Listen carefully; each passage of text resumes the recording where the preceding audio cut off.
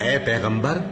جو ارشادات اللہ کی طرف سے تم پر نازل ہوئے ہیں سب لوگوں کو پہنچا دو، اور اگر ایسا نہ کیا تو تم اللہ کے پیغام پہنچانے میں قاصر رہے، اور اللہ تم کو لوگوں سے بچائے رکھے گا، بے شک اللہ منکروں کو ہدایت نہیں کرتا۔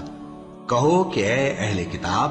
جب تک تم تورات اور انجیل کو اور جو اور کتابیں تمہارے پروردگار کی طرف سے تم لوگوں پر نازل ہوئیں ان کو قائم نہ رکھو گے، کسی بھی راہ پر نہیں ہو سکتے، اور یہ قرآن جو تمہارے پروردگار کی طرف سے تم پر نازل ہوا ہے،